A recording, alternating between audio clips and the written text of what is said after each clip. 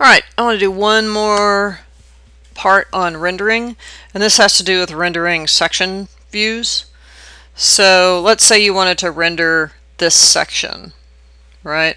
That's section 2, so if I go to section 2, you could zoom in and hopefully render this, but you'll notice down at the bottom there is no option for render, and that is going to be true for any of your orthogonal views. So if I go to level 1, that will also be the case. There is no render.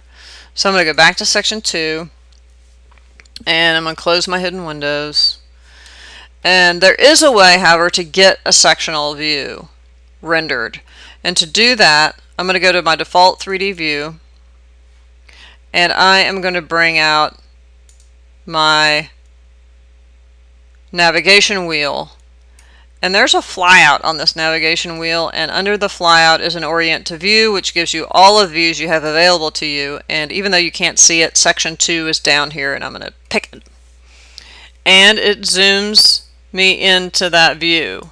Okay, and basically what we have is kind of this crop section box. I'm going to sort of drag it in a little bit closer here, right, and drag. This is actually the view range for the section, which is sort of an interesting thing. These little blue lines, blue arrows are like my nemesis sometimes. Alright, and pull this guy down. Alright. Okay, so now if I come in here, you'll notice I have a render option. I'm also going to maybe pull it a little lower.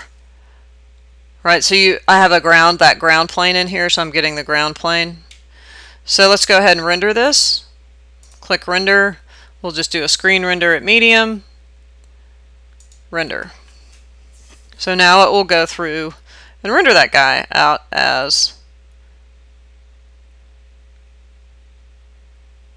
a section. Now it's going to render the material. It's not going to give you your fill, right? And also it's giving me this weird dirt color for the topography, which is a little freaky. And it's also casting that yellow color from the topography out. So you can get a section rendering. It's just not going to do the fill. It's going to render it as the material itself. So let's close hidden windows and just take a look at those two right next to each other. So there's the 3D section, and there's the actual section, right? So very, very close. So if I show the rendering here, right, there's the rendering. So you're seeing that and that. Okay.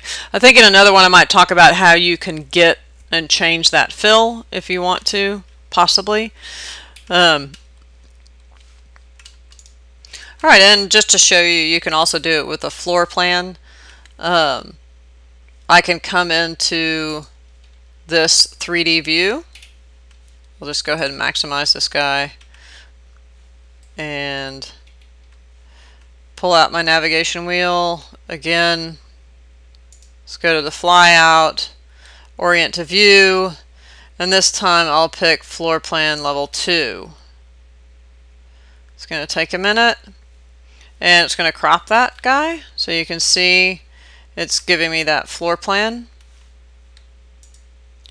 Let's go to shaded view, and you can also go ahead and if you want to, you can come in and move this into a 3D view. So if I go to 3D, you're going to see it's going to show me that crop area.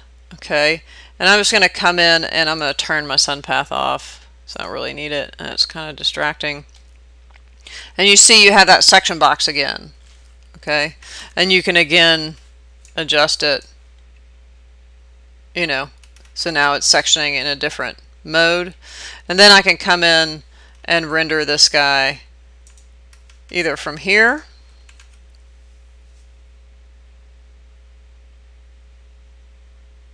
right, or I can render it from the top view.